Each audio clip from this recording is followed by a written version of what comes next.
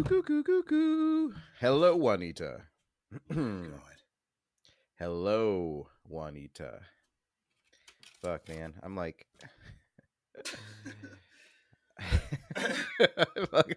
just fuck, man. I was gonna say, I'm like, dude, you know what? I've lived that life where you're just like, yo, it's just like, fuck, dude. Like, and then it sounds like you're ready to say something else, but you're like, no, just in general. Dude, fuck, man. Hold on, give me 1 second. I gotta shut the door. Yeah. There's a cat in here. And... Shit. so Episode 10 is fire. Wah, wah. Got it. Let's go. I've confused my priorities. Isn't it supposed to come to me?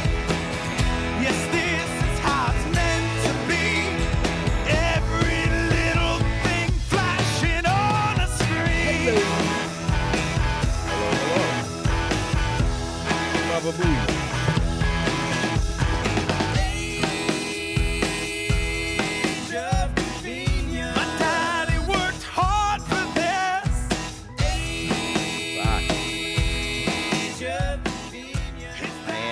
I don't know. I don't know if I have a cold actively or allergies. It's that season where every day I wake up, it's just fucking, I don't know. My throat is sore, allergies. It's a good time. Yeah. It's garbage weather right now. What a hot start. Yeah, absolutely. Like, right? Are you excited? Matt's excited. Welcome to the 10th anniversary of anniversary pod. 10th show. I'm not certain is exactly like a 10th anniversary. Does anniversary have to be annual? Is that part of the etymology of the word? What? Discuss. Strange fam discuss. We do have, well, hello, I'm Matt. I am Jeff. I always feel like, do we need to, sometimes I'm like, and this is Jeff, and I'm like, I want to give you your space to be yourself. Thank you. I don't want to talk for you. Yeah, maybe I'm not Jeff. I am. Yeah. But what if? But I am. So today we've got a loaded episode. Absolutely. I know. So 10 episodes, 10 weeks of just really intense friendship, just a solid relationship, which is really kind of true for me. I can't lie about it. Like, it's I haven't put this much time into a relationship, really, functionally never. Okay. So, okay. I mean, like the on purpose effort, but just like structured. I need a structured relationship. Okay. So, folks, if you're wondering how to reconnect with Matt, get in touch with his people, and schedule something. But you have to schedule it. Yeah. But today we decided a while ago because I actually have responses to like some of our Spotify polls. Oh yeah, and some questions. But I think we'll save those for the next episode. Sure. We'll do like a strange fam. Let it marinate. Give people more time to respond. But things about like the windows being open, whether or not it's okay for me to clean up a mess at work for an employee. Good. So stuff like that. Good. So hard hitting questions in our audience, that kind of stuff. So okay. And some more YouTube comments. So we'll save that because we've got a pretty loaded episode of. We decided for episode 10. We're gonna kind of like stray bullets. I don't know. That was probably bullet points are things, but the way you presented it did not lead me to think bullet points. Bullets. Yeah, exactly. So we're gonna be spraying you guys. You're gonna get our man spray today. Yeah, you're gonna get a shower of information, and it's gonna be gold. Yeah. So piece that one together. Yeah. So keep your mouth shut or don't. Whatever you're into. I'm not gonna shame. Also, good point. Or don't. Yeah. So we, functionally in the 2010s, we had almost no contact with each other. So, except for one time, so that may come up, but we're going to go through some categories like movies, TV, music, some major kind of interest points that most folks have and share and discuss. And we didn't really have that with each other. So in the 2010s, what were kind of our favorite things? And speaking of favorite things, oh my God. Wow, who is that? Julie Andrews? That is Julie Andrews. You know what? Even though you put that up, it didn't even occur to me until right now, until I said favorite things. Oh! Woo! See, you got to put trying to bring back the Arsenio. Trying to put in a little background. For some reason, I thought like, is one of his favorite movies Sound of Music? That didn't come out in the 2010s. I'm pretty sure. And just hit me. All right. Wait, now let me check the IMDb. See, Jeff, now actually, contrary to popular belief, it's an older movie. Yeah. I know we also rolled conversation dice last time. Do we want to roll those over to next week, or do you have something ready? Do you want to pop into that? I'll be honest. I cleaned up my office, and with that, cleaned up whatever the conversation dice said. Okay, so I don't remember what they said. So they were we'll roll these over too. Explore, online, love. Okay. Yep. I do remember that now. I mean, I definitely have a story for it, but let's just go. I think we'll be able to, we got a lot, 10 categories, 10 things. Sure. So let's get into it, y'all. Okay. 2010s. I mean, a very, most of my 30s, obviously. Mm-hmm. I feel like the 2000s, I describe it to people like, I was trying to think of like what was cool back then. And now I look back and it was kind of like a black hole of culture. Like the 2000s kind of sucked in terms of like good shit. I mean, outside of like The Dark Knight, I mean, there was a few things that you can find that were fun, but I think of it as like probably some of the worst reality shows. I don't even know if there was style. There was like the Von Dutch, Ed Hardy years. I mean, a lot of that. That's really tough with style because like, I don't know how in tune with fashion and style are a very weird thing to try to put together. Cause like, I just seem like I don't understand it my entire life. Like the first 40 years, I don't think I've ever lined up with style. I guess some offbeat trends I have engaged in, but I've never, listen, when you're growing up and you're in like middle school and high school, you always reference like what the popular kids are doing, right? But we got to stop acting like that doesn't continue on after. Like, yeah, like in your 30s, there's still the popular kids. You can pick them out at work. You can pick them out at the gym, at the grocery store. You can pick out who's the popular kids. And it's like, I don't know, you look current and like fashionable and with it. And like, you probably enjoy the current TV shows. And so like, I don't feel like I've ever been in parallel with what's top trending. I often hit some top fives, but it's hard for me. Yeah, it's hard for me as a human. We've got like the 90s revival. We've had it in the past several years. And I was like, oh, good. So the clothes I wore back in the 90s are also not cool again. Right. Good. Never been on top. But yeah, but now it's not awkward, but it is still like a little ironic, but not. I don't know.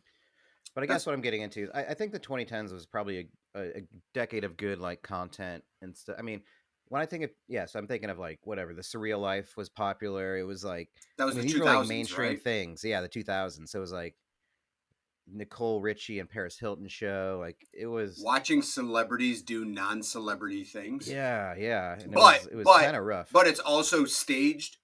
So like, yeah, it's when reality TV became less reality and more scripted. So like, yeah, what were we doing? Like none of it made sense. Now it's still scripted, but it's wildly sophisticated. It's really good. But yeah, 2010. So let's just get into it. Yeah, man. Some of these, so I'll just list them. So we did movie, TV show, music, a live event, book, video game, maybe beer or alcohol, food, a sports moment, and a destination. So I was kind of going through these thinking of something that happened within that decade. I think most of the stuff was created in that decade, and I got into it for whatever reason. Let's go. Let's go easy. Movie. Okay. I had a few, and I think on some of these I didn't necessarily pick the most obvious. Okay. Some that I was thinking, what have I watched a lot? One of the things. That's exactly what you got to do. Is right? Rewatch value. Yeah. So, maybe even after a podcast once, I don't think I brought it up on the pod. I recommended this to you, but MacGruber is one of my favorite movies. Is that what you put? If you've watched it yet? Yeah, I have not watched it yet. It's so good. It's so rewatchable. They have a TV series for it on Peacock now, but it never isn't funny. This is like a like some of the quotes I put on the board can be from it. Oh no, I don't know what I'm doing. I'm so fucked here. It's Will Forte's just greatest role, but funny, just hysterical the whole time. Also, like very subtle jokes mixed in with just very obvious jokes, but insanely funny. I'll watch it forever. I don't even own it. You know what? For some reason, if it wasn't on a streaming service, I still rent it for $3.99 a pop whenever I want to watch it. Good for you. Even though I could buy it for $8 forever. Right. I want to keep supporting it whenever I want to watch it. I just want it to keep getting money. It's like a Patreon, or like you're like, I just want to continue showing support. Will Forte is a terribly underrated and like I don't know if people how well known he is as an actor, because I know him and really enjoy him, but I mean he probably had me. I mean, he was great on SNL, but he even really wasn't a big standout on SNL because he was competing with like Sudeikis and Bill Hader, so he fell kind of behind those two. But when Will Forte was on How I Met Your Mother, he's one of the greatest characters as Randy on How I Met Your Mother. He's on 2 episodes, and they're 2 of my favorite episodes solely because Will Forte's character. Really, he's got such a weird, everything he's in. He's got such a weird way of carrying himself that he can he does steal the scene wherever he is. And some runners up. Okay, that I listed a few. Like a dramatic movie I really liked, Silver Linings Playbook. Okay. The Bradley Cooper. Never saw it. Vehicle. Very good. He's trying to get over his ex-wife, but he's got some issues. But kind of Jennifer Lawrence gets into his life, kind of stuff. A lot of football betting in there. Pitch Perfect. Love me some Pitch Perfect. Watch that a lot. My buddy Brett and I, before we would go out to karaoke, and before we'd go out, like our dudes' night out, we would watch like the end of Pitch Perfect just to get pumped up for it. Listen to the acapella, watch the dance. And Tucker and Dale versus Evil, very unknown, sort of campy horror movie. Am I looking at your face? I feel like I just blew the wad. let's break this down. All right. Pitch Perfect. I believe it was New Year's Day. I'm going to say 2012. My buddy Bob had just moved into his house. We celebrated New Year's Eve at his house, and there was like 5 of us lazily laying around like New Year's Day, like hard hit from the night before. And his wife puts on Pitch Perfect, and we're all just like, all right. Wow. Yeah. I love that movie. That movie is fantastic, phenomenal rewatch value. The mixes are really good. The one dude like that's in it, I can't remember his name. Skylar Austin.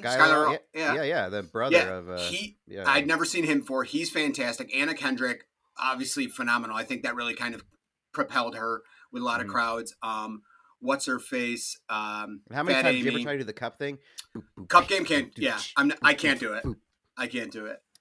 But I might have nailed it for like 15 minutes once. And never went back. the group cover of like Kelly Clarkson is phenomenal for the tryouts. Yeah. Like everyone in that movie is funny and doesn't overdo their role, which is important in comedies, because most comedies, as much as I love them, usually I can pick out 1 or 2 actors where I'm like, but I hate this person because like they're a tryhard. And like that whole movie, everyone nails their extent of who they're supposed to be. But yes, I would agree with that. Now, Tucker and Dale versus Evil. You've seen I've watched it once, and I was like, I just couldn't get into it. I just couldn't do it, and it's a shame because Alan Tudyk is, again, very underrated as a dramatic and comedic actor. I think Alan Tudyk is a phenomenal actor. And then the other dude, I can't remember his name, the bearded fellow. That's Tucker. Tyler, no, that's Dale. Something Fabian. Yes, something like that. Something like that. He's also very funny. He was actually in a great short-lived 1-season show with Jason Biggs and Sarah Chalk and Judy Greer. And it was like, they were call it the scrap heap. But it was a solid show, but it got buried on primetime TV. So yeah, I couldn't do it, but good. We watched it also on a New Year's Day. Like people sleeping on the floor, waking up. Are you serious? Like in 2011, yeah, like everybody's waking up, like just crippled. Dude, that's and we just turned it on because we were like, I think we thought it was actually going to be like a horror movie, so we turned it on, and we were just dying. It was like the right time, right place. I still think I need to rewatch it, but I really enjoyed it. It's like these two unassuming. You think that they'd be the killers because they're like these country bumpkins, Right. but they just have this ranch, and they think all these college kids keep dying, and they just think they have a suicide pact with each other, and they're killing themselves. It's like a feeling of. Did you ever watch the old Bill Murray movie, The Man Who Knew Too Little? Very random Bill Murray movie. So what it's about is that he thinks he's been bought like a night of think of like an escape room, like a setup where you're supposed to be a spy and like figure out what's going on. But of course, naturally, he's actually involved in this crime. And so the entire movie, Bill Murray just thinks it's all a hoax and everything around like him. A mistaken identity. Exactly. Deal, but it's very similar. Right. But yeah, I don't know. This was literally probably when it first came out. And that was a Netflix debut, I think. And I think it was. That was like one of the first things Netflix I remember putting out, like when they first started their studios. So yeah, I'll give it another try, but it didn't stick with me. I would say MacGruber though, for sure. Okay. You gotta watch MacGruber. Okay. Mine is. What'd you have on the list? The list of one. I did not do really a lot of preambles, so maybe I can talk about those things. But mine's Wolf of Wall Street. I thought about that. It's a great movie. It's a phenomenal movie. It is also rewatchable. And for 3 hours long, it doesn't feel it. Like it keeps the entire time. It rolls. It's one of the fastest 3-hour movies there is. It really is. It's not Lord of the Rings. This one keeps rolling. I think everyone in it, Leonardo DiCaprio is freaking gold in that movie. Jonah Hill's good. But like even like John Barenthal. Oh yeah. I mean, his small role. He's good in everything. Yeah, too. He really is. He's good in everything he does. But yeah, I think it's a great story. I don't know how true to life it is with the Jordan Belfort story, but it's a pretty cool. The soundtrack on it, if you listen and break down the soundtrack, great soundtrack of random covers and stuff like that. I mean, I'm a big fan. Like when I was listening and enjoying the movie the first time, I remember Me First and the Gimme Gimmes has a cover on there, and I'm like, all right. Well, I'm like, well, now you sealed me. But yeah, I mean, it's a great, funny, exciting movie. And it really Quaalude scene. Oh my God. Yeah. All time. Leo thinking that he drove home, but then realizing that he crashed into like 50,000 things. Yeah. It really was, and that's a Scorsese movie, isn't it? It is, yeah. Yeah, so like that kind of was surprising that it took the tone that it did. So I think I honestly... Margot Robbie's breakout, Yeah, there you go, Margot Robbie being in there. It's a solid vehicle for a lot of those actors. It blew me away because I was looking forward to seeing it, but I never thought it would be as good as it is. Yeah. I think I saw it in the theater, and I was so surprised by how short it felt for being so long. Yeah. I remember that. And then just those movies where it's the main guy, the hero who's the anti-hero who you really shouldn't cheer for kind of thing. And, because he's truly a piece of trash. Oh, absolutely. He's a horrible, horrible human being. But it's fun to see it. Yeah. Yep. But it's kind of weird because it's almost like, it's almost inspiring because he works a shit Wall Street job and then he just figures out how to work around it. So he did what America allowed him to do. That was the big lesson. That's what every, as much as a lot of people don't like that TikTok stars and YouTubers are 18 and making millions of dollars. It's like, well, this is just the world we live in. So like, accept it. This is just how it works. So it's, if you haven't seen it, check it out. Most movies now are like 2 hours and 15 minutes when they really should be an hour and 40 minutes. This one is long and doesn't feel long. So it's one that has a long runtime. Don't be scared off by that because it's a phenomenal watch. That's what I got. Classic. Confident in that pick. It's a confidence pick. Very good. Very good. You want to? I'll roll into TV show. All right. You know what? Just keep rolling. Because if I jump around the list, I'll forget what we're doing and it'll get confusing. TV show, a lot of hard ones here. Also, too, because of with streaming, some of the things that I thought to myself were things I watched after 2010, but they started before, so I disqualified them. Things like Breaking Bad. I picked Nathan For You. Oh, fuck. I forgot about that. Nathan, yes, that's a great pick. Nathan For You. It took comedy TV to a next level and then said this level isn't weird enough and took it to the next level beyond that. So we have weird TV, a awkward gap, and then Nathan For You starts. And then if you want to get into it, what is The Rehearsal is his show on HBO now, which is now above Nathan For You. You don't even know where it's going. Nope. It's like it's so confusing, folks. From the first episode, it's so hard to describe. If you like odd humor, it's Nathan Fielder. Cringy humor. Like yes, almost it's unbearable. Very awkward. It's so awkward. If you like Paul Rudd being awkward in some movie scenes, like in I Love You, Man, and how he's just socially awkward, take that, multiply it by 50, because Nathan For You is about him helping businesses get back on track, but with terribly awkward and weird ideas. And they're not they're bad ideas, but they're genius ideas. Yeah, they're brilliantly terrible ideas, and it's actually worked and like infiltrated. He's doing it for comedy purposes, but like it's just weird enough, and he's just able to keep serious enough that it feels like he's not. But that dumb Starbucks thing, that went viral. That went viral and actually picked up on news stations. You can still Google and find tons of articles on it because the baby goat saving the pig thing. So again, I mean, one of the ideas was like a liquor store needed help, so the idea was to sell booze to minors, but they can't. So they would buy it, but then they would get a ticket to come back when they were 21. Correct, like a coat check. There was when gas was really bad, having a rebate of like 95% rebate, but they had to go on basically the scavenger hunt to get to the rebate. I love the free TV. You had to go through dollar TV. Then there was a dress code, and then you had to go through a tiny door through a room with a crocodile in there or something to claim your TV. Yeah, because they would they would try to get Best Buy to price match the dollar TV. Dude, I'm glad you're into that, man. I wish we could have watched it together, but we couldn't get it together. Nope. You know? So maybe I should. So I did say Breaking Bad because it ended in around 2012, but I said it because of this. It was the last time for me I had appointment TV. So we were like in that last season around like 2012 or so, like we'd actually have people come over to our house and watch it every week. Like we get like a little party going, like watching it live.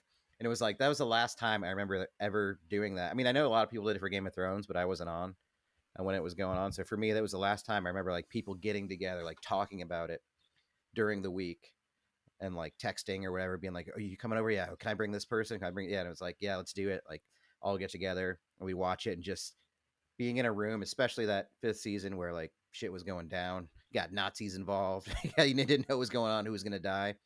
It was kind of like probably the most dramatic for me. You had Todd, crazy classic fucking Todd, all that shit. Like it was scary, but Todd. So I chose that because of that experience that happened in that time. Todd starts as a throwaway character and just gets more and more entwined. You're like, what is? Yeah, you're like, everybody remembers the train rob. Yeah, that show has so many like, oh damn moments. That show's gold. That show is so good. One of the greatest for a Comedy of all Central time. show. Since you mentioned Nathan For You, did you ever watch the Detroiters with Tim Robinson? No, only I think you should leave. I'll just leave it at that. But I think you should leave, which should be coming out again. But season go back 3. And watch Detroiters. Season 3 is coming out of that. Yes, no, I have not seen the Detroiters. But if I love, I think you should leave. It's a pretty solid lock. Yeah, it's a show. They're like ad execs in Detroit. It's sort of coming up with ridiculous advertisements, stuff like that. But yeah. I'm surprised neither one of us said Game of Thrones. I thought you were going to go that way, but I appreciate the Nathan For You poll because I forgot about that. GOT was there, but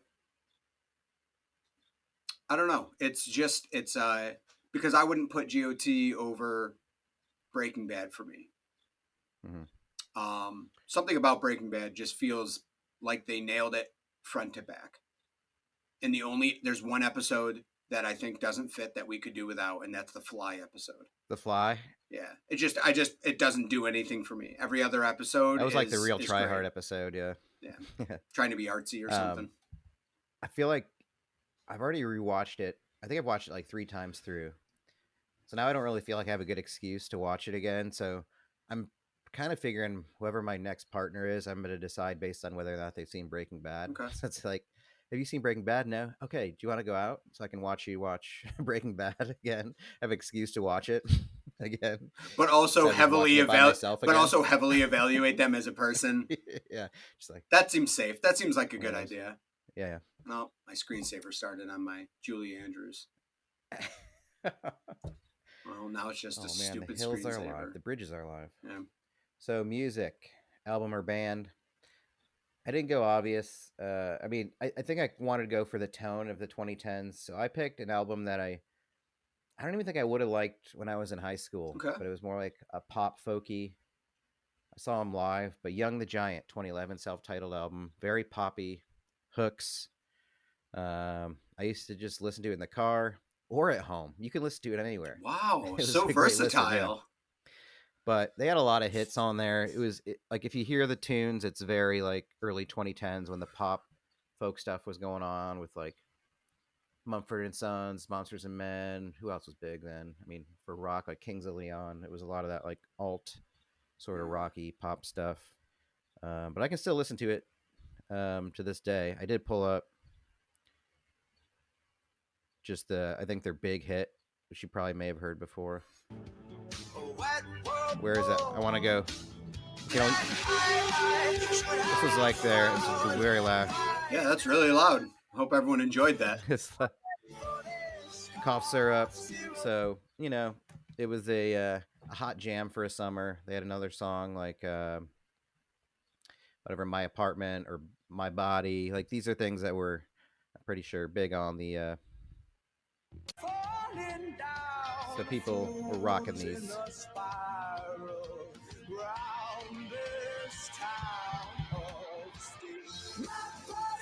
So probably using too much. Stop. Have to cut that. Cut that. But I got really into it. It was like made me okay, I think, being into like poppy stuff that was on the radio, and I was like, you know what, I can like what I like. I'm a grown up. I'm in my 30s.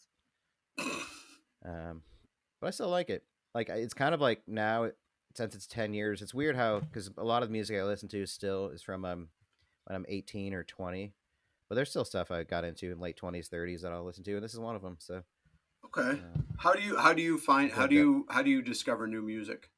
Do you have a method? So for this one, like a forced method, or do you just get it from someone else? I think at this point it was still driving around. And still, like K-Rock radio in Austin would play this. But there would be like the ACL Fest every year. So it'd be like bands like that. And just through like roommates, girlfriend, listening to different stuff and just, you know, kind of taking it in. Yeah. Really. Okay. It's like, hey, I want to listen to Metallica again. It's like, no, okay. All right, we can listen to what you want to listen to. How can you can get burnt out on stuff that you absolutely love. You don't want to listen to System of a Down on a sunny day? It's like, all right, cool. I get it. Yeah. The intricacies of metal. Yeah. I kind of went both. I did an album and a band.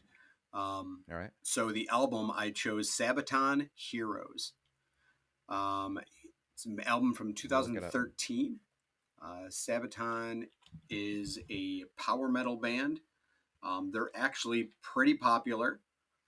But what's crazy about Sabaton is a lot of times their albums, they're a power metal band that does albums a lot of times about specific wars. So Heroes was about World War II, which I find always any movie, music, information on World War II, as not being a history buff, World War II stuff is pretty sweet.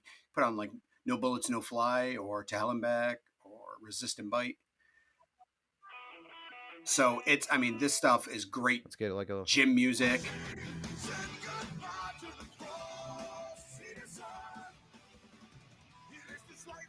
The guy's vocals are so good. Dude. So it's great, but like certain songs a lot of times will be about specific battles or specific people involved in World War II. So like it's actually a history lesson. Like I Google and like Wikipedia all of these. Like so like it's just such a great concept, but power metal became a really big great thing for me where I'm just like it's it's not too thrashy or crazy. Like it's just good, like fist pumping, like feel good metal is what I call it. So that's that album. It is. It's so anthemic. Yeah. And like yeah, and like a lot of gang vocals. you want to be in a crowd. You want to be singing it and pumping your fist live. Yeah. Like it's a lot of good stuff. So yeah, Sabaton is a huge thing, and that's definitely my favorite album by them. That was 2013, I believe. The favorite band in the 2010s that I came across was called Masked Intruder. Never heard. Masked Intruder is a pop punk band, but they're called Masked Intruder because they wear all black except for the different colored ski masks. So they're just known as like red, green, blue, yellow. Like that's just what they're called. No one knows. Like they've never shown their true identity, so they're like a wonky Slipknot. I can see it. Yeah. So all of their songs though are about love and like petty crimes. Yeah, I figured this for you. I kind of dig this stuff too. So like, watch when the like gang vocal. Punk too. Like it's just fun, happy, upbeat. But all of their albums, they have like 3 albums and a handful of singles that are all about love or petty crimes. So like it's just they play the whole role of just like cat burglars and stuff like that. But like I got to see them live at the Fat Records 20th anniversary tour, and they're great. No one knew who they were, but they're one of those bands that by the end of it, everyone is loving them, cheering them off the stage. So like, again, just a weird gimmicky thing, but sometimes people I can't imagine sometimes playing with like a ski mask on. But also think of like taking the chance of being like, I want to be in a band and this is my idea of what I want to do, and then trying to get signed. Like, but Fat Mike of NoFX, who runs Fat Records, said that he signed them only because his daughter, his like 12-year-old daughter, thought they were fun. And so he listened to him and he's like, actually, yeah, these guys are really good, and decided to sign them. So like people like artists like that take a chance on a wonky ass idea to have a band. Like that's really cool to me. But yeah, they're really fun, easy to go. Like their lyrics are simple. So it's really easy after listening to their album a couple times. You can basically know the lyrics front to back because it's not complex. So yeah, good stuff.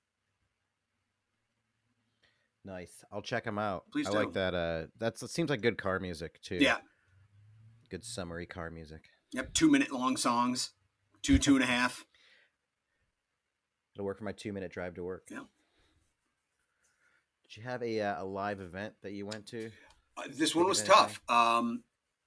It broke down to music.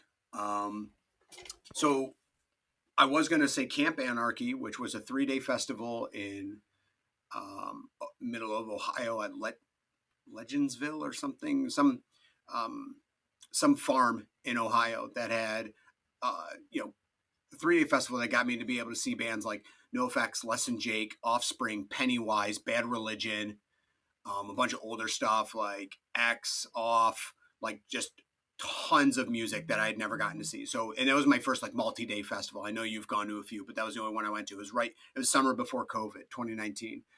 But eked it out. Bandits of the Acoustic Revolution, which is a version of Streetlight Manifesto, which for those that don't know, Streetlight Manifesto is a band geek's wet dream of like rock, but like with complex instrumentals and stuff like that. Well, this was an event where they played at Radio City Music Hall with a full orchestra, like a 50-person orchestra. Oh, that's cool. And so like it was 2.5 hours of me just sitting, watching one of my favorite bands play with a full ensemble orchestra. So like a band that already had such a full sound going that extra mile to get really like an epic concert sound. And it just was one of the greatest, probably the greatest live show I've ever seen for myself. Like I was in awe for a couple days after, being like, if I could just relive that again. I just sat there and enjoyed music, but it was so amazing. Mine was, Austin City Limits Festival every year. It's hard to get someone from Austin to tell about their favorite live experience. Well, it's just, I think there was something about not having to travel, obviously, kind of knowing the park, knowing you could get in like through like another area, like the backside of it, like sneaking in booze or like having a friend that worked at the Tito's tent or something like that. Through different years, I also saw bands I've never, I saw like Eminem live, which was awesome. I don't think I ever would have necessarily thought to go see him, or like Bob Dylan or like Willie Nelson. Like, so you see, like, I think they do a really good job of making an eclectic mix. Metallica was there one year, The Muse, Young the Giant, who I mentioned. So it was a good way to also like kind of all the side stages had really good music too, discovery music, but always a good vibe. Big park. It was in Zilker Park. Usually nice day. People sexy as fuck. Number one, I walk around. Everybody's got their hot looks, their hot fits for the day. I just watching the men and the women. So good. Just beautiful bodies, beautiful hot sweaty bodies.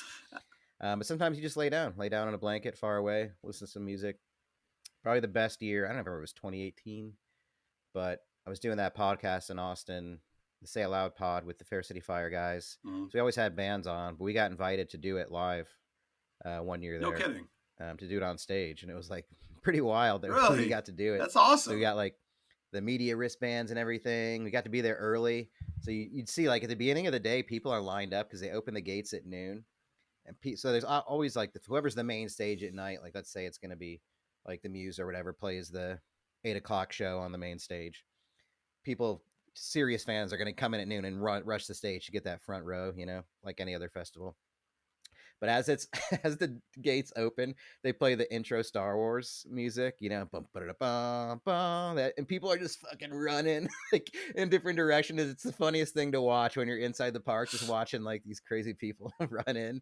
It's like tripping over each other. Someone's gonna get trampled just to get there. That's it's like awesome. There's got to be people wearing diapers. Speaking of sexy bodies, just because they're gonna be sitting there for like 10 hours just in front of the stage. Yeah, there's a lot of doing there's a lot of different tiers of musical concert goers. Like in festival people, there are tiers. Yeah, you got the hippie folk, you got the people that are there for the scene, then just the hardcores. Yeah, you got the Camelback, you got the an extra bottle to pee in. Camelback and a catheter. That's all I need. Yeah.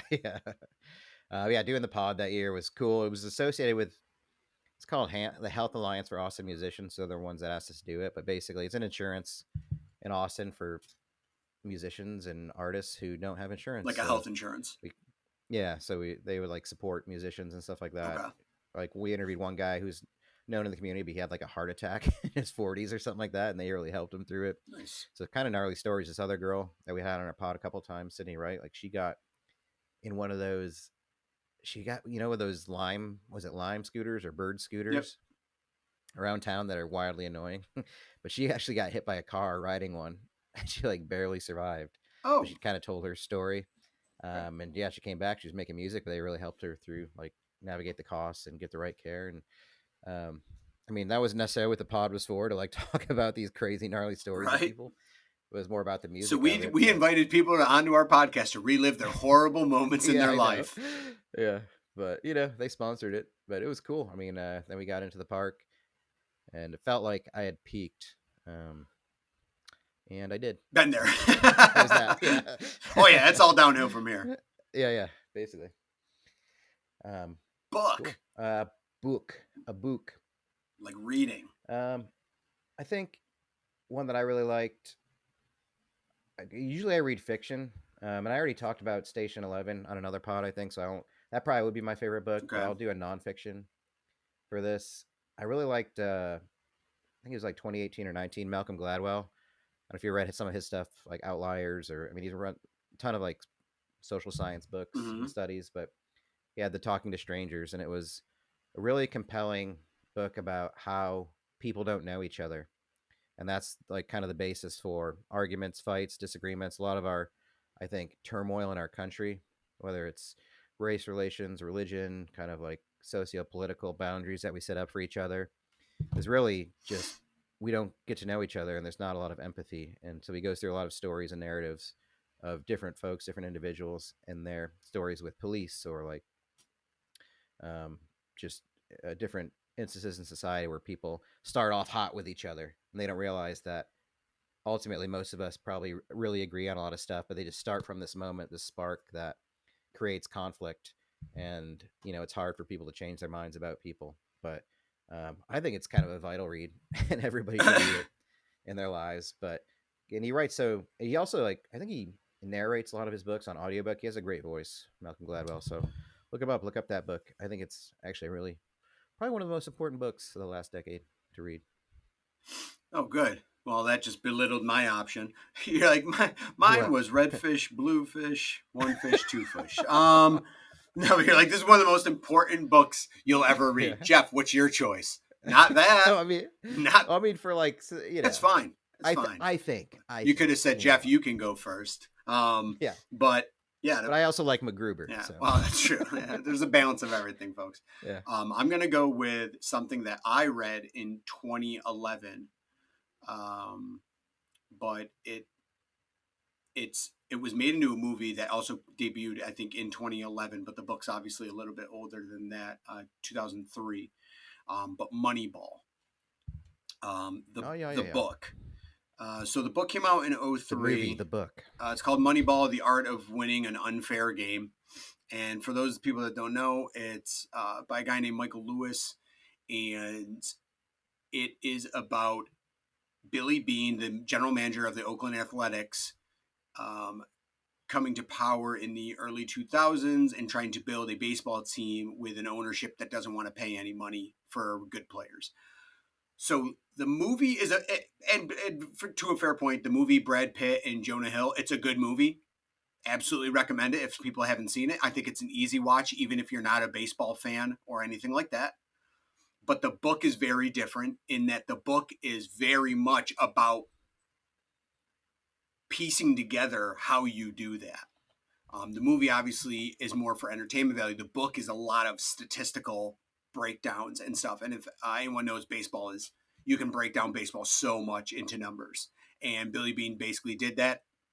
Jonah Hill plays the guy that he brought on to basically be his numbers guy of just crunching in, like, why pay $20 million for one guy when I can get three guys that could statistically give me the similar output for a total cost of $3 million.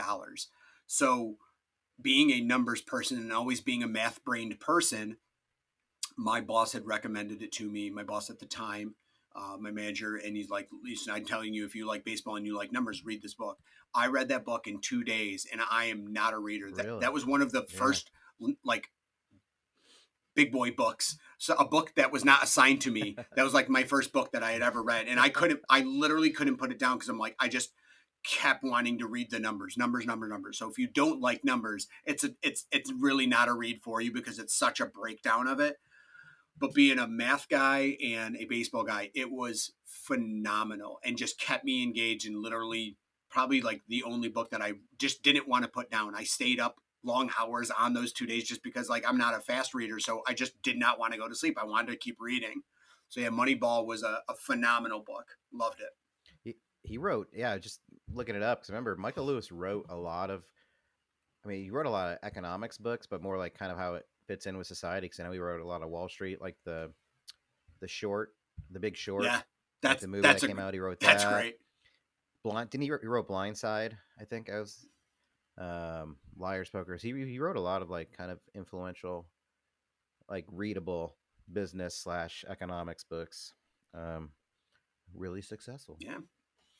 Nice. Now let's keep it going with this high level shit. Video game. All right, nerds, listen up. This is for me. I would say this is the hardest one for me because video games is sort of my life in terms of like hobby. It still is. I love them. I love games. I love board games.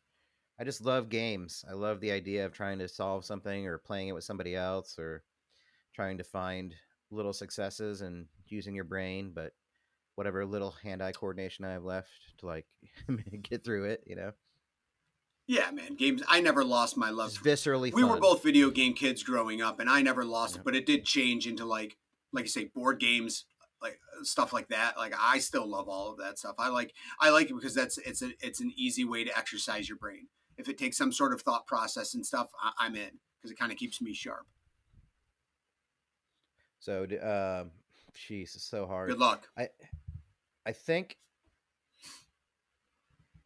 Dead by Daylight was one. It was like an asymmetrical horror game, 1v4 online game where there was a killer and they got like intellectual property rights. So they got like Michael Myers, Freddy Krueger, but they also created their own killers. So 4 people, survivors, would go in and try to start up 5 generators in this map. out of 7. Once you get it up, you can power up the exit gates, but the killer's trying to find you the whole time. Super fun.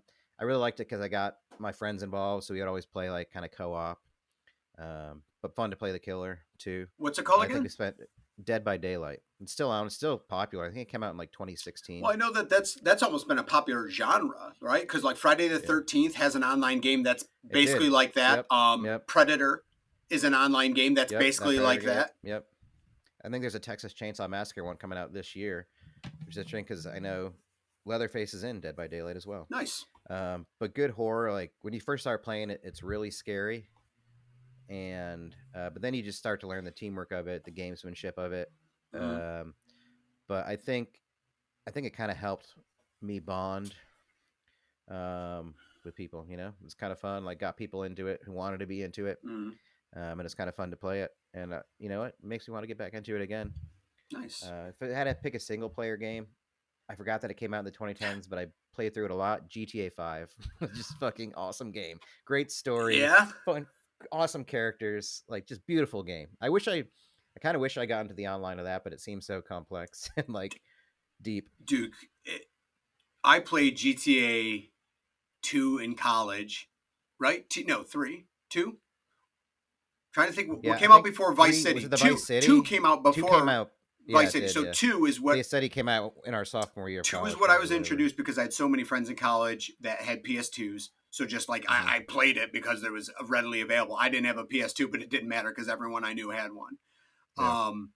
And played Vice City, but then I bailed. But yeah, I've heard like haven't they like GTA 5's been out for like 10 years and they keep updating. Yeah, it. Like they're just like we would like GTA 6. Yep. Yes. Nope. When? Yeah. So, but very compelling characters. I would recommend it. You could probably even get it for, I don't know, is it like $10 now? But I don't know. Through it like 3 times. The story's great. You're multiple characters. You play through different stories, but it all kind of ties into one thing. Yeah. But the map itself is huge. Sometimes it's one of those you just drive around and just don't do anything. It's like on Breath of the Wild where some days you get on it and you just cook for an hour. I don't know, you just like make banana soup and I'm just like, oh, I forgot to do the missions. I'm not doing anything. Just like, yeah. It's wild that they come into like games like that, but and then that stuff can draw us in. We're like, that's stupid. Why would I want to do that? Yeah. All right. Well, I want to try it. Yeah. Me, yeah, it's really tough. I video games bring a lot for different people, which is great. Our generation's been lucky enough to grow up and have video games kind of adapt with us. Like our age group is going to play video games at 70 years old. That's just the reality of it is. So I would say online, I did get into the Call of Duty gig. World War II, Call of Duty World War II was always fun. It's almost forgotten now because of the war zones of the world. But yeah, online, and World War II is pretty fun. I liked it because it was a little less zany. The more powerful the gun, the more I roll because kids can get really good at it and then just annihilate me. Where I felt like the playing field was a lot more leveled in World War II. But also it was cool because you can just pick it up. If I want to play for a half hour, I can play that game for a half hour playing multiplayer online. Yeah. If I want to play for 6 hours, I can play it and keep engaged. It was great because I would schedule times with friends. My brother, who's not a big gamer at all, my brother Dave would play. And so like it was cool that we could play together because he wasn't as much of a gamer. So I've always appreciated Call of Duty 2 World War II or Call of Duty World War II. But then for one-player games, obviously now it's a big hype is Last of Us. When I first played Last of Us 1, I'm like, wow, we are officially writing video games. And it came out probably about 10 years ago now, the game. And when I played it, I'm like, movies aren't as good as this game is written. Like this game is written as a movie that you control the movie a little bit, but it's more about you're just wondering where the story's going as opposed to enjoying playing the game. You're just kind of going like you're part of it. Yeah, you're just going through the motions and there is challenges and you have to be good at video games in general, but you're just so excited to see where the storyline's going. And as you can see by, season 1 just ending, it's a pretty popular show and it did a pretty good justice to the video game. For those that don't know, season 1 is the first video game. That's literally how the first video game ends. But there's 2 video games and I think they're supposed to be doing seasons 2 and 3 are the storyline of the second game. Nice. Yeah, I'm halfway through. I'm binging it now, Last of Us, now that it's done. I never played it, unfortunately, because I never had a PlayStation. But it actually just came out for PC, so I think I'm going to go through it. But I have seen it. I've watched it. Somebody play it. I think my roommate Brett played it. And I think what's cool about the show, from what I've seen so far, is that it really holds true to being like, it's one of the best adaptations of a video game, because it does give you that video game feel, like in terms of like the combat and like when he's shooting, like hiding behind a car, ducking behind or like being in the tower or something, then he's got to pick off like all and it these, feels like levels, fungal zombies, because it's a traveling game. Each episode feels like a level, like in video game speak. Like they get harder. All of a sudden, these bigger fungi bad dudes. And there's a lot of Easter eggs in the show. The original people who played Ellie and Joel, the voices in the video game, they both have roles in the show on different episodes. Yeah.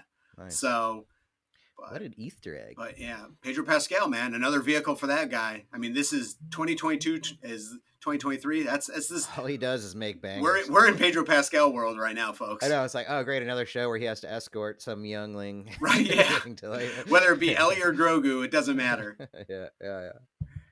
Cool. And also play Fall Guys if you haven't. I know we've absolutely a little bit. Fall Guys is a great game. Oh my god, you feel like you're a 5-year-old, but it's so good. Yeah, we got to do that. We talked about that. Let's put that into the ether now. You and I need to like do a stream of playing Fall Guys. Absolutely. At some point. So we put beer/alcohol. I don't know exactly. Is that just kind of like what we got into? I mean, for me, I can say I had a job where I was a wine buyer for that liquor spirit store. Wine store for like 5 years. I never imagined doing that, but I got really into wine for several years. Terrible. And a lot of it is like the culture of like, so every Tuesday, like these distributors would come in and pour wine samples that I would taste and see like what we'd get for the store. And I really learned about it. I started doing research about it. I got really into the appellations, as it were. Where do these grapes grow? That sounds terrible. It does. And I can say from being inside the business, way inside, elbow deep inside wine, that a lot of it is bullshit and posing, for sure. And there's like an air to it that's like, this is so vital and important. It seems so damn pretentious. Food and culture. I resent the hell out of wine. And it is. I almost think it gets too much though. Because I think there is an element though to like, some wine is really good and some places make really good wine, but like you can also find like, I learned that like $12 is like the best price point for wine, because you can find $12 to $15 that's really good. It's better than like the $6 and $7 stuff, but you don't necessarily have to go up to the $20.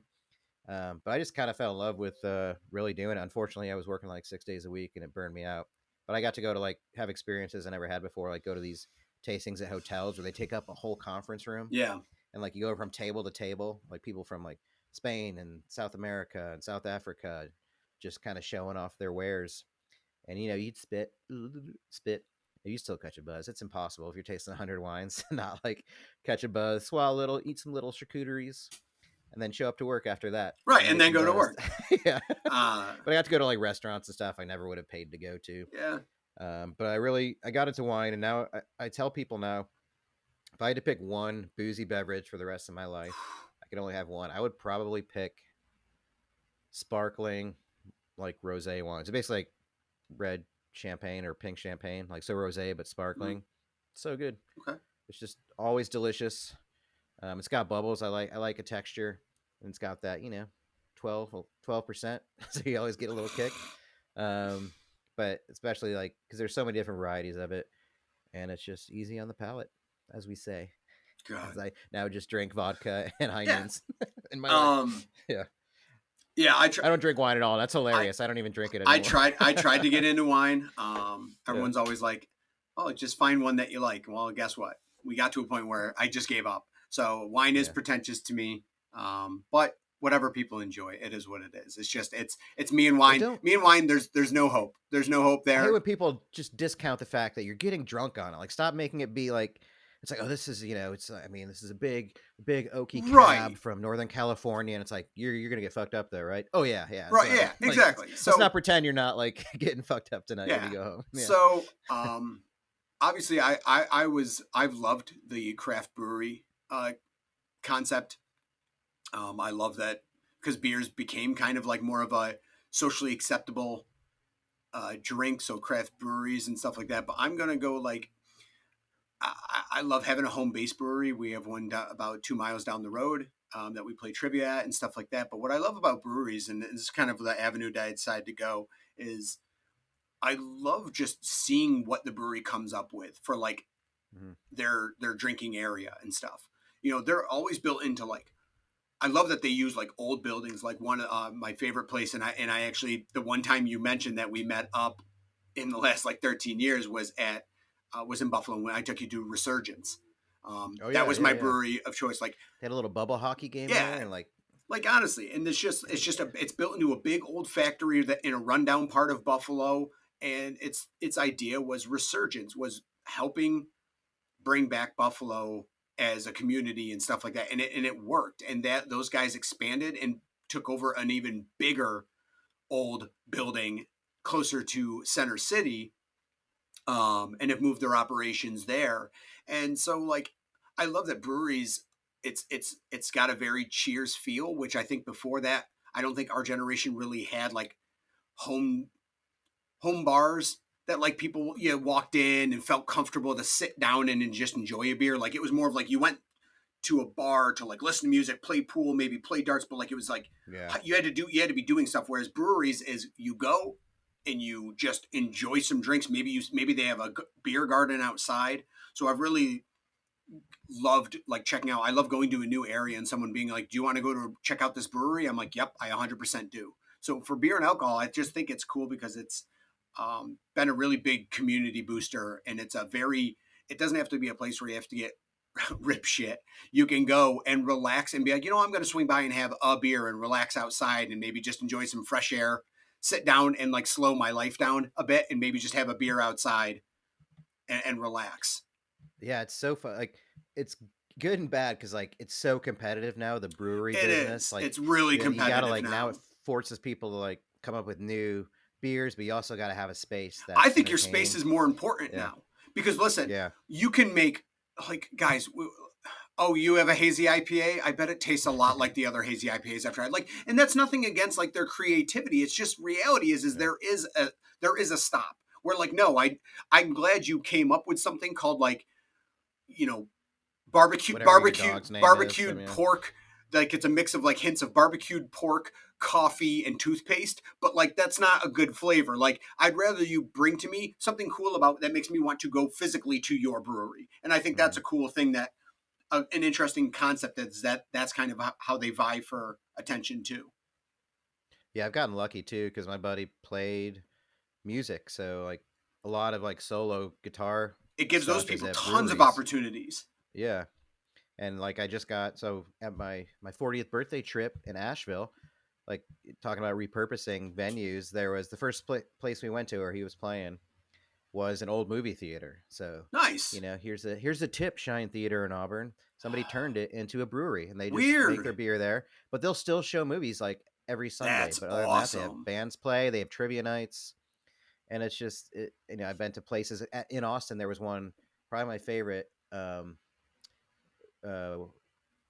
What was it called? Jeez, I'm a fucking idiot now. It's one of your favorites. Fourth Tap. It was called. Okay. It was one of our favorite ones there. And actually, I saw somebody wearing a Fourth Tap shirt in Auburn. I don't know how they got it. Wild. But we would go there. They'd have board games, all that, and my buddies would play there. But in their tap room, they had a full wrestling ring, and they would have wrestling events there like every couple of months. They called it PWR, Party World Wrestling. It was basically like comedy wrestling. But you go there and like, it wasn't like super big people or whatever, but they'd be like wild characters. I love it. I would be all in. There's one guy that's actually like catching like some wind on like Reddit and stuff. His name's like Luigi Pizza. Yeah. He like spins pizzas as he like he was on an episode of AEW. He's been on one episode on national TV. He was on like Luigi Premiere or something like that. But he wrestles with pizza, he's spinning pizzas, but he was there. He was like doing that. Oh man. Yeah. Yo, I'm gonna have to tell Demline about that. Because Demline loves that guy. It's like one of those memes that's always, if wrestling's fake, then it's playing this. Like one of those memes. Oh, yeah. I love it. Yeah.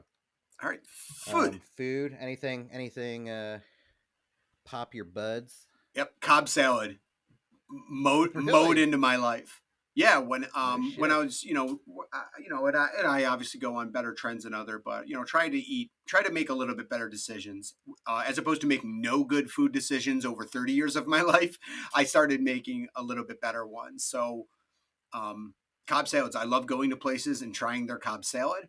Everything about chicken, egg, and then either blue cheese or gorgonzola, whatever they fancy, and then bacon. Like, sign me up. That's a solid salad right there.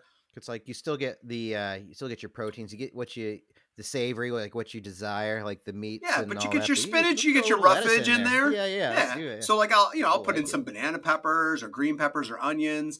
So like I love a place that's a good Cobb salad. A lot of times, if I'm looking for a lighter meal, depending on what's going on the rest of the day or something, a lot of places carry them. So it's nice because it's not an exotic item.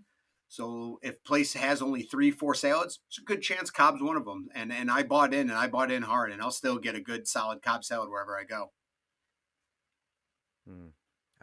My favorite salad is still egg. Gross. So gross. I love eggs, but egg salad is disgusting to me. Dude, it's just mayo. And then just putting egg on a sandwich is like, just your sandwich is egg and mayo. It just seems so obscure to me. I said, I don't know when it came out, but I discovered it in the last decade. Detroit style pizza, done well. I love, so it's a little thick. It's not like full on Chicago, but it's, thicker crust, maybe like an inch. Okay. But cheese burnt all the way, not burnt, but all the way to the edges. As long as the ingredients are good, you put the sauce on top. It's delicious. I mean, I think people can fuck it up, but there were some spots I've been to. Via 313 in Texas, even though it's Detroit style, it was like pizza. A food truck, just ultimately delivered. Really good. I think there's a spot in upstate New York somebody told me to go try. I've been to Detroit once. Have you been to Detroit? Yeah. Do they just call it pizza? I don't know. I've never been to Detroit. I went for a baseball game, and we were at the hotel, and we asked them, we're like, hey, where should we go to get a bite to eat and stuff? And they're like, there's the bar right out there. They're like, I really wouldn't walk past that. Like, the people at the hotel were like, you're in downtown Detroit and you're clearly tourists. Go to the baseball game, come back to the hotel. And if you want to go to a bar, go to that bar and then come back to the hotel. Like, they were basically saying like, that's good concierge. Yeah, they're like, you're in a stabby area. Why don't you not be so curious? So I didn't really get to try Detroit style pizza, but I got to go to Comerica Park. Yeah. I don't know if it means like it's common there or if just the one spot came up with it, and so now it's Detroit pizza. Right. Yeah, it's I feel like I've heard it. Buffalo wings because of like what Anchor Bar and Anchor Bar and then Duff's, but there's better places, obviously. Right. Sports moments. This is a tough one, really tough one. So I want you to go first. Not hard for me. Pretty obvious. 2011, the Boston Bruins win the Stanley Cup. Okay. Game 7. In Vancouver, the Vancouver riots happen. I think there's a 30 for 30 coming out about it. But I had spent my whole life with my favorite team, never winning the championship. And that was a surprise that year. They weren't like the top ranked in the playoffs, which is notorious for NHL playoffs, that the best team doesn't always win. So rip the Bruins this year. But they beat the heavily favored Vancouver Canucks, who were the best team that year. I went to some watch parties at like a sports bar. Also watched some at home. I think Game 7 I definitely watched at home. But it was and they've been in a couple finals since then. Truly tragic finishes in both. Like a Game 7 loss St. Louis, and then the way they lost to the Blackhawks in 2013. But I can't, I think if you get a cup in your life for your favorite team, you can't. It's hard to be bummed ever. So even though those losses happened in the same decade, really sad. I got the one. I got it. We got it. We did it. Team. We got it together. We did it together. Yeah. It's like one of those, I'll go back and watch the footage here and there just to, put myself there. Hoist it. Like I remember this Stanley Cup poster. I remember the Bruins won. Of course. I was holding it up in my room like I had just won it. It was great for me. That's all time. I'd love to get another one this year. But nothing like your first, It's so terrible. Yeah, man. I mean, that's when I was first getting into hockey. So I do remember that year. That was the 2010-2011 season, right? Right. Okay. So that was the year Sabres were in the playoffs, and that's when I started watching the Sabres, but the Sabres have not been to the playoffs since. Oh, no. Yeah. Really? That was their last year? That's correct. That's correct. So literally I jumped in as the Titanic was sinking, and now I've just been underwater as a fan for 12 Ryan years. Miller years. Yeah. So, but yeah, I mean, Chara, Marchand, Bergeron, it was easy to follow Boston.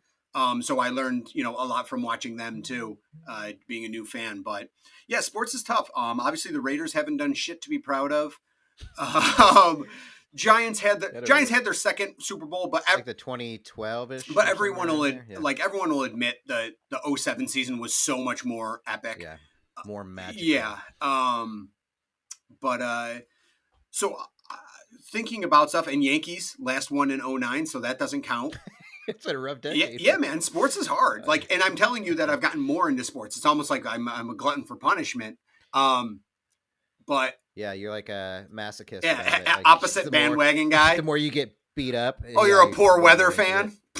You bail as soon as we're good. Yeah. Give it to me. Give it to me, Derek Carr. It's like the guy. It's like the people who are music snobs. It's like, oh, I liked them before they were good. I just do that with sports. Once you have a winning season, I'm out. So I'm gonna say more recent, much more recent. I'm gonna say the Aaron Judge 62 home run season. It was really fun to follow. Judge has been, the post Jeter Yankees have always felt kind of awkward, aimless without having a captain and stuff. So Judge doing that last year was really fun to watch. It made Yankee fans really get engaged. It's stuff that I always had to be able to chat with, like my mom, my aunt, my buddies that are in a Yankees group chat that we have. So it keeps me engaged with people. So it was always something to watch for. And as it came closer and closer, it was crazy that it picked up such national attention given the circumstances. So, yeah, it was really cool.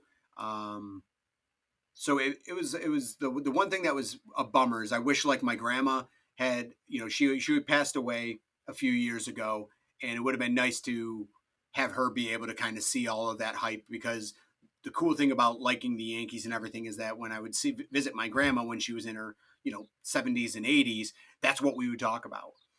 You really don't have, it's hard to find out what to talk about sometimes with people that are multiple generation gapped.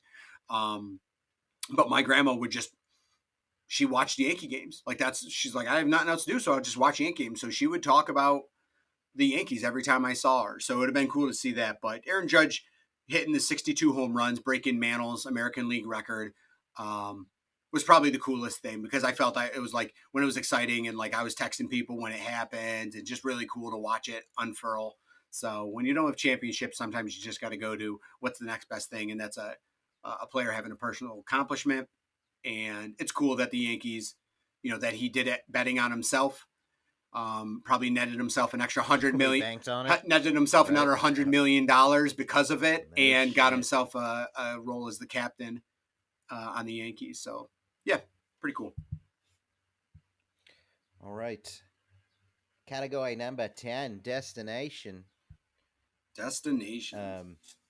It's hard because I've been to different spots. I mean, I did work stuff. I went to Saudi Arabia in the 2010s, which is one of the worst places in the world. You went to Saudi Arabia? Yeah, for a work thing in the early 2010s for the scholarship program I was working on. Not a fun place. Gaza Strip didn't have any openings. What? Yeah. So we went to this education conference thing. It was kind of tough to see just the subjugation of women, everybody wearing. Oh, it's got to be so uncomfortable. It was can't drive. There's no booze in the country except where all the dudes find it, I guess. Not really fun. Didn't enjoy it. No, not a vacation hotspot. Not exactly your spring break wreck. No, I do not recommend. Okay. But there is a little island. It was before the 2010s that I went to, off the coast of Saudi Arabia, called Bahrain, and that's where all the rich people go to be on the sea and drink their booze and all that. So that I would recommend. But the thing I enjoyed the most, it was a Fair City Fire tour. So I did see you on this tour. I think it was 2018. Mm-hmm. So it wasn't one spot, but it was basically 2 or 3 weeks of driving from Austin up the East Coast through Nashville, DC, Philly, New York. Then I crossed over to Buffalo, Cleveland, Chicago, Madison, down to Colorado, back down through Nebraska and Kansas. That's wild. So I saw a lot of the country I had never seen before. I would say like first time I'd ever been to Chicago, I was there for like a day and a half and I fell in love with it. I'm like, I don't know why I haven't gone back there again. Cool city. But then the one that really was awesome was Madison, Wisconsin. Like I was like, I fucking live here. We got lucky enough to like stay with one of the bandmates' friends, and he lives in like a skyrise in downtown, so you could like see across Madison all the little lakes and just utterly beautiful. I mean, it's a college town too. It's also the capital. But I was like, this is like the perfect balance of a city, but also has cool shit going on. I mean, it's also they get the winters, so I don't know. I'd probably still rather be in like Nashville or something like that. Fair. But totally shocked me. Had never been to Wisconsin or Madison, but really, really cool town. That in Chicago really made it for me that trip. Then I saw you in was it like because you were still in Buffalo on that, right? Was that the one? Didn't I see you at like the Ani DeFranco's church thing? Was that the show? No, you saw me in Philly. Philly, that's what it was. Yeah, because I went to their show. I went to Fair Cities Fire show when they went to Buffalo back in like 2017 or something. And then I saw you in Philly. So I think it was 2019 when I saw you, maybe. Or was it 2018? Okay. I don't know. But yeah, it was in the basement. It was in the basement of a church that was like also kind of like now a bar. Oh yeah, that's the one. Yeah, okay. But that was our last hang together, I think, in person, right? Yeah. Just for that show.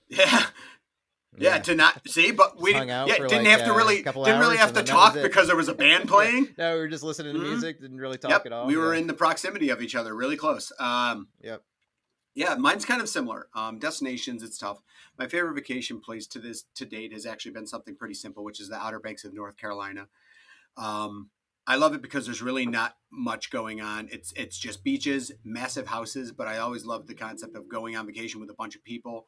I've done it a couple times where we rent like a 10-bedroom house that had like a movie theater in it and stuff like that. And we used the movie theater to do two things. We played virtual power hours, and we hooked up a regular Nintendo to the movie theater. What's a virtual power hour? So it plays a clip for 60 seconds, and you take a drink of beer every 60 seconds, but it plays a different clip, fuck. So that's when you know to drink. Oh God.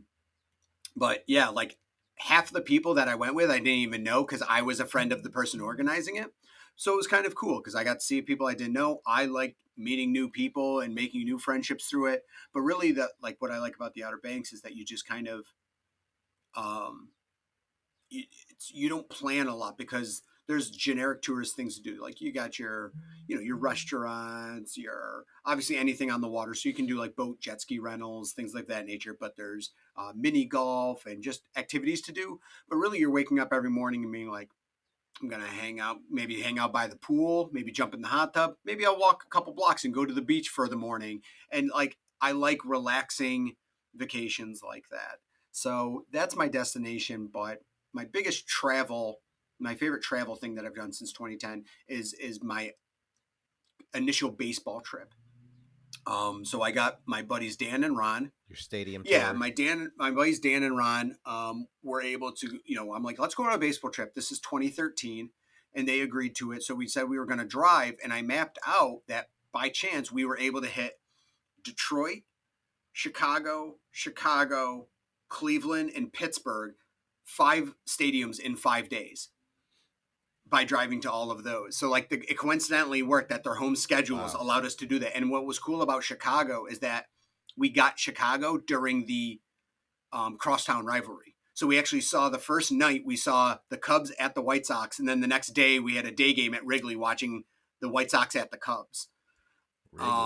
What's it like? Is it like, just being in that spot that it is? Does it feel like it's godly baseball? It's one of those. Heaven? It's got that feel like Fenway does with the old charm and like makes you feel like very Field of Dreamsy, which is the opposite of the White Sox Stadium. White Sox Stadium is still holding strong as the worst stadium I've been to. Very stabby. Was that Comiskey or is that what it's called? It was US Cellular. Oh, good.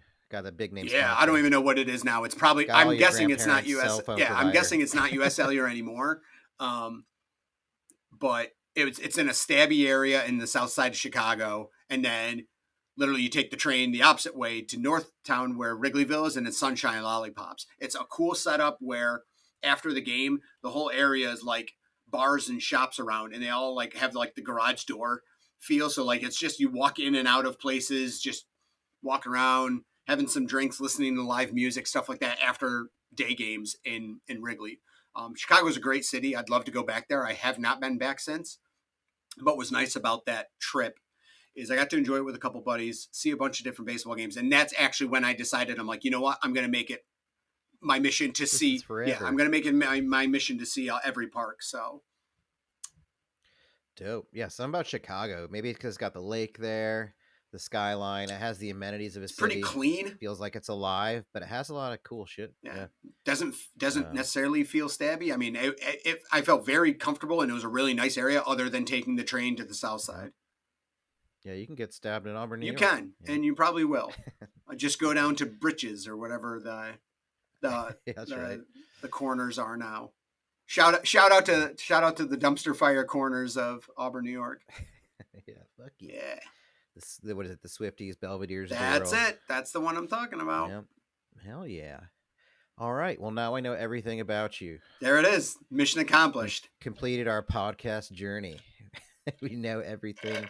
What's on that cup? Buff? What is it? Is that a Buffy? No, it's an old BuffaloBills.com. Oh, Buffalo Bill. And that it's makes like more sense. It's like look. Is that like Willis McGahee? Honestly, is that O.J. Simpson?